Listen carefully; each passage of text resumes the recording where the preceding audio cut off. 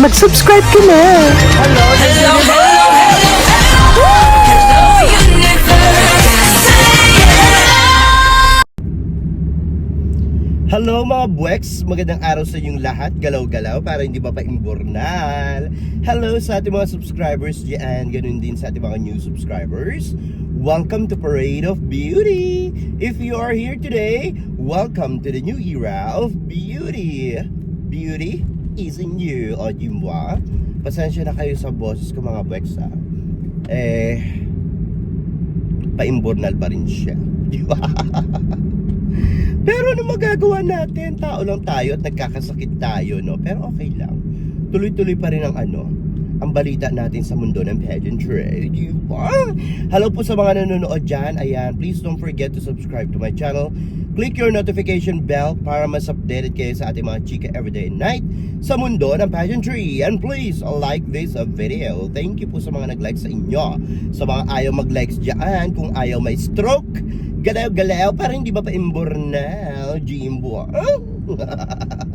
Ano na, kamusta na ang mga kaganapan ngayon sa pageantry, mga buweks? Tinanghali na ako ng gising. Kasi napuyat ako kagabi, no? Kasi kasalanan nyo. Charot! Kamusta naman yun? Wait lang. Ang daming mga roadworks ngayon.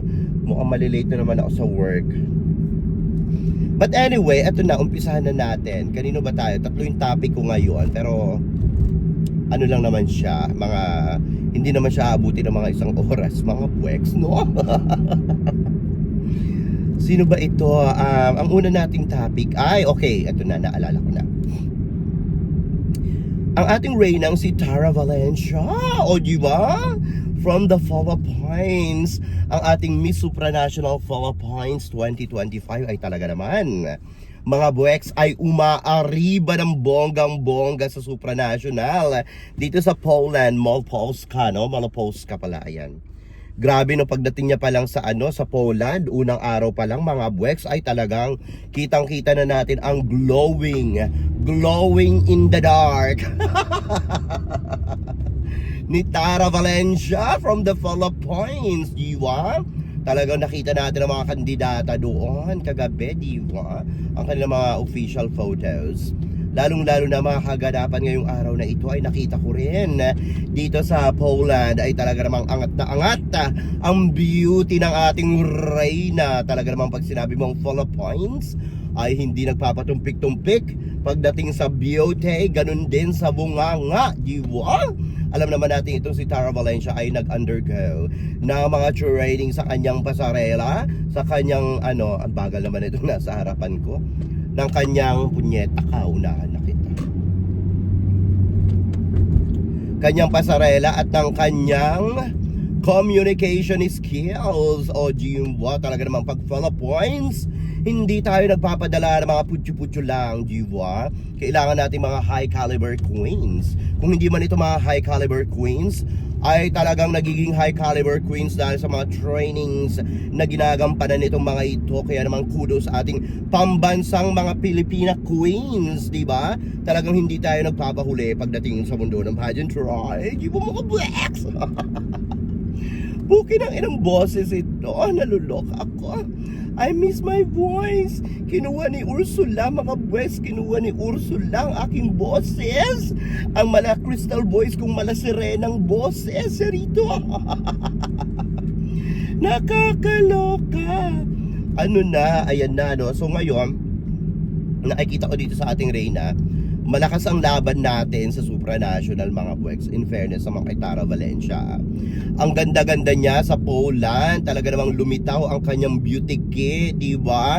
Naalala ko tuloy noon si ang ating reynang si Pauline Amelings, diba?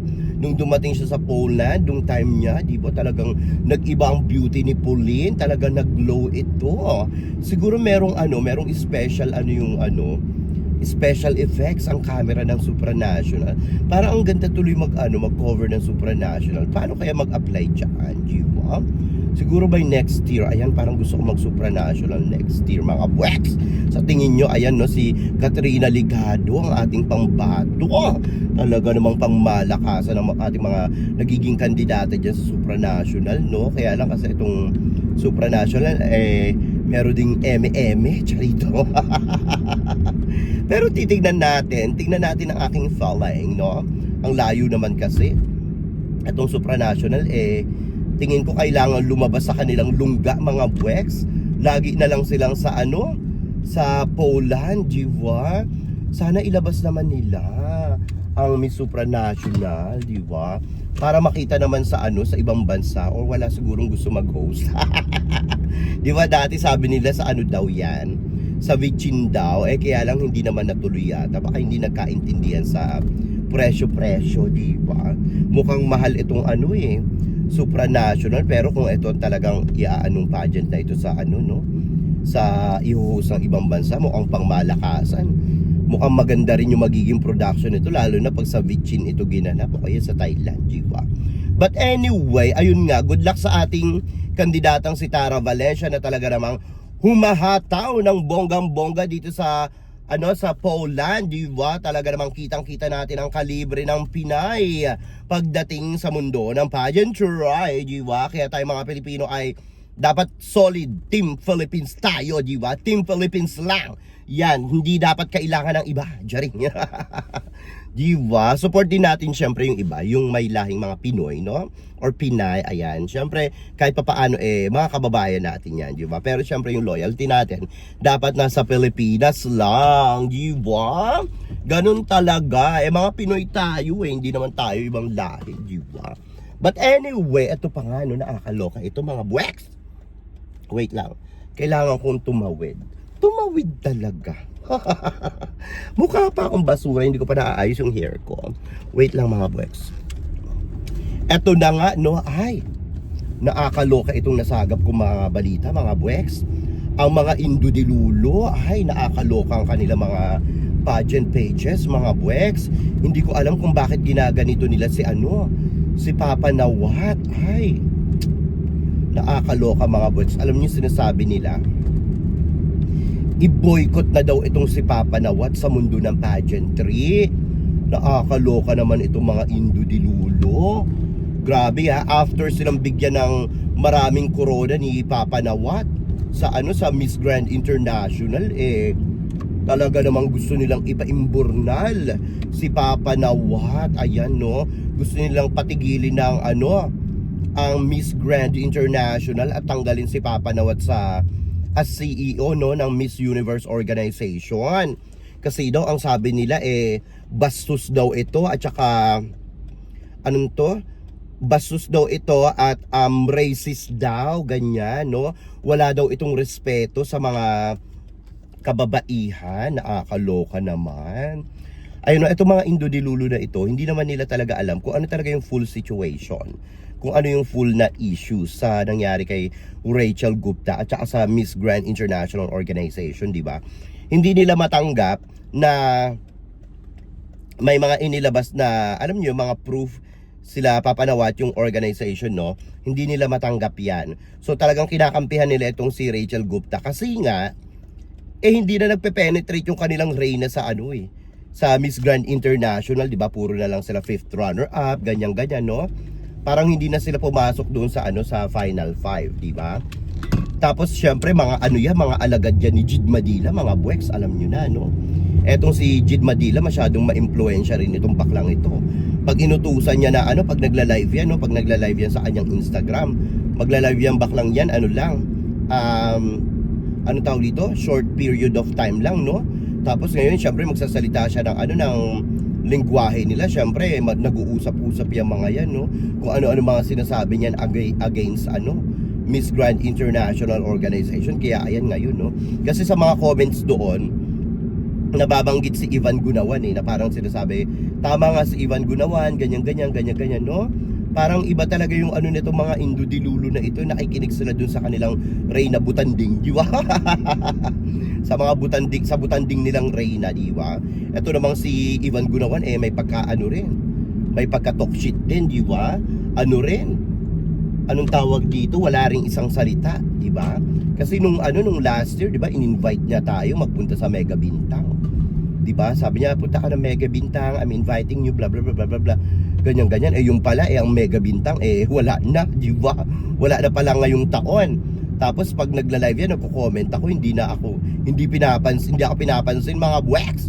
Nakakaloka, di ba? So eme-eme rin itong si Ivan Gunawan, pero okay lang. Di naman siya kawalan, no? Well, siya pa rin talaga yung queen makers, no? Queen maker pala, ganyan. Pero alam naman natin yung pagiging queen maker niya may lagay-lagay din, di ba? Alam naman natin 'yan. Na sumipsit yan ng sumipsit yan ng bonggang-bongga kay Papa Nawat, no? Talagang inistro nito, hinigop kung higop nito, di ba? Kaya dapat tayo mga Pinoy, kung kailangang higupin, istruhin pa ng bonggang-bongga, di ba? Hanggang maganda ang estado natin ngayon sa Miss Grand International Organization ng Pilipinas, no? Pero syempre wag naman natin ganyanin si Papa Nawat, di ba? At saka yung organization. Mukha naman talaga mabait itong mga ito, di ba? Napatunayan ko yan nung nandun ako sa Miss Grand International Organization, di ba? So wag naman natin silang ganyanin pag halimbawang hindi tayo nagpe-placement sa Miss Grand International. Meron lang talagang gusto si Papa Nawat na alam niya yung gusto niya talaga, no? Yung hinahanap niyang reyna, di ba? Kung halimbawa hindi tayo mag back to back ngayong taon, okay lang yun mga buweks. At least meron na tayong corona diyan sa Miss Grand International. At least napatunayan natin na pwede talaga, no? Na posible talaga makasungkit tayo ng corona diyan sa Miss Grand International, na kapag talagang nakita ni Papa Nawat na deserving talaga ang Pilipinas, ay ibibigay nito, di ba? Ayan nga. Binigay nga kay CJ Opiasa ang first runner up, napaimburnal naman na itong si Rachel Gupta, no? So ngayon ibinigay kay CJ Opiasa, kasi kahit na first runner up si CJ Opiasa, kung hindi talaga bet ni Papa Nawat si CJ Opiasa, hindi niya yan ibibigay. Kahit nasabihin pa natin na the first runner-up gagawin niya yung duty ng title holder na hindi na fulfill, no, ng kanilang reigning queen. So kung hindi talaga bet ni Papa Nawat si CJ Opiasa, kahit na first runner-up pa yan, hindi niya yan ibibigay, di ba? Kasi itong si Papa Nawat, wala yung mga takot-takot sa mga issue-isyong ganyan, di ba? Kaya kahit na first runner-up si CJ Opiasa, kung hindi niya talaga bet si CJ Opiasa, pwede niya itong ibigay sa iba, di ba? Kasi hoden na sa mga kontrobersya, di ba? Kasi kahit na ang daming kontrobersyang kinakaharap ng Miss Grand International, alam nyo yan, pagdating ng preliminary, national costume, at saka finals, di ba? Talaga namang nag-uumapaw ang views nitong Miss Grand International, no? Kaya sa tingin ko, hindi basta-basta mapapaimburnal itong organization, lalong-lalo na si Papa Nawat sa Miss Grand International. Ganun din sa Miss Universe Organization, di ba? Baka nga hindi natin alam si Papa Nawat na pala ang isa talaga sa may-ari ng Miss Universe Organization. O di ba? Aabangan natin yan sa Miss Universe Thailand. Ganun din sa sa Miss Universe competition, sa kanila mga special announcement, di ba? Baka mamaya biglang bumulaga yan na siya na pala yung may-ari, di ba? But anyway, ito pa nga mga buweks, nakakaloka itong mga chika pa, no? Ay, etong mga Indo di Lulu ay talaga namang sinusuportahan ng bonggang-bongga itong si Rachel Gupta, o di ba? Talagang ayan nga, mayroon pa sila mga nilabas na kunyari paawa effect, no? Paawa effect kunyari dito kay Rachel Gupta. Obvious naman na nakikisawsaw lang itong mga ito, ha? Sa alam niyo yun, sa mga eksena dito kay Rachel Gupta, nakakalokang ang init, grabe. Ang taas ang sikat ng araw ngayon mga buweks, pero sobrang lamig sa labas, nakakaloka. But anyway, ayun na nga, no? Ano pa yan? Ang liwanag, wait lang, ayan. So talaga nga na nakikisawsaw itong mga mga Indo-di-Lulu na ito, no? Sa issue ni Rachel Gupta, no? Well, sinasabi nila doon na grabe daw itong si Papa Nawat na ginawa nila, no? Na tinanggalan daw ng corona, ganyan-ganyan, no? Talagang ikinakabit nila ang pangalan nitong si Ketchut Kanchut, di ba? Nakakaloka dito kay Rachel Gupta, di ba? Talagang may pa-effect pa sila, mga gumagawa pa sila ng cartoon na akala mo sila talaga yung parang manaanghel na sumalo dito kay Rachel Gupta. Nakakaloka, di ba? Ay naku, wala na talaga ako masabi dito sa mga Indo-di-Lulu na ito, no?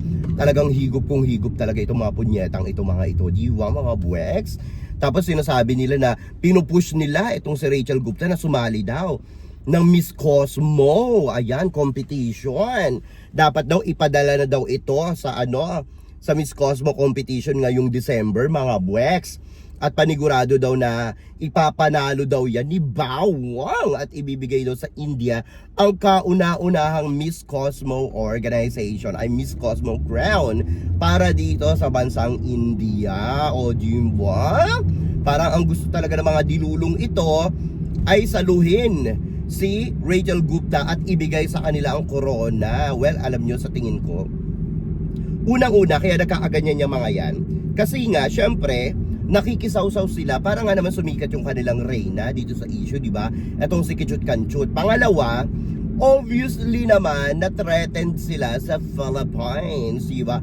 Threatened sila sa Philippines dito kay Chelsea Fernandez na talaga namang pangmalakasan ng ating kandidata. Alam naman nila sa sarili nila na hindi ganun kalakas ang kanilang kandidata ngayong taon sa Miss Cosmo at imposible na i-back to back sila ni Bawang, di ba? Kaya ngayon ay nakikisaw-saw sila dito sa kasikatan ni Rachel Gupta para nga naman pag nanalo si Rachel Gupta, ito lang analysis ko mahahatak ang kanilang pangalan, no? Ang pangalan ng kanilang reyna, ganun din ang pangalan ng kanilang bansa, di ba? Nakakaloka ito. Talagang gusto nilang nakikisaw-saw sa mga ganyang issue para nga namang masabing relevant silang mga dilulo, di ba? Ayun lang ang analysis ko, no? Para lang siguro hindi sila matanggal sa sirkulasyon dito sa mundo ng pageantry, di ba? Talagang isisiksik nila ang sarili nila kahit hindi naman nararapat, no? Pakailan ba sa kanila ni Rachel Gupta? Ito nga si Rachel Gupta, nakitaan natin nagbebenta-benta ng ng mga products sa di ba, ng Thailand, pero yung pala parang ang dating parang yung pinaplastic niya lang si Papa Nawat, di ba? At saka yung Thailand na hindi niya pala gusto ang mga product ng Thailand, di ba? Paano itong simpatya sa kanila ni Rachel Gupta na halimbawa, oh, thank you so much, I really appreciate yung mga ganyan-ganyan. Paano kung pinaplastic lang din pala sila ni Rachel Gupta, di ba? Nakakaloka itong mga ito, alam nyo naman ang galawan ni Rachel Gupta, di ba? May pagkapeke ito, di ba? Ewan ko na lang, good luck na lang sa kanila, no? But anyway, ayun nga daw, ilaban daw ito sa Miss Cosmo at panigurado daw masusungkit nitong corona. Di ba sa Miss Cosmo, nagbebenta-benta na rin sila ng mga ng mga products sa Miss Cosmo. So ano ngayon? Ano na mangyayari kay Rachel Gupta ngayon? Kung ayaw niya nagbebenta-benta ng mga ganyan, di ba? So ngayon lilipat siya na Miss Cosmo, ending nun magbebenta rin siya. Di ba nagsimula na nga sila magbenta-benta dyan? Paano ngayong taon na to? Baka mamaya pag naoronahan siya, mas malala pa pala ang gagawin nila sa Miss Cosmo. Baka mamaya hindi lang live selling ito. Baka mamaya imbis na live selling, sa palengke na sila sa Vichy, no? Magbebenta pala, hindi na pala live selling, doon na mismo sa palengke, di ba? Total naman yung kanila mga pa-debate-debate na yan, mukha namang palengkera yung mga dating na mga palengkera yung mga nila, pa-debate-debate nilang mga ganyan-ganyan sa Final 2, di ba? Nakakaloka ito mga ito mga shupit bahay natin, mga dilulo talaga mga buwek, sa totoo lang, no? Naluloka ako sa kanila. Grabe talaga ito mga ito. But anyway mga buweks, ano masasabi nyo dito sa ating mga chika ngayong araw na ito? Mag-ingay kayo sa ating comment section para makita ko rin ang inyong mga opinioin. Hanggang sa susunod natin mga chika-chikahan. Bye for now mga buweks, and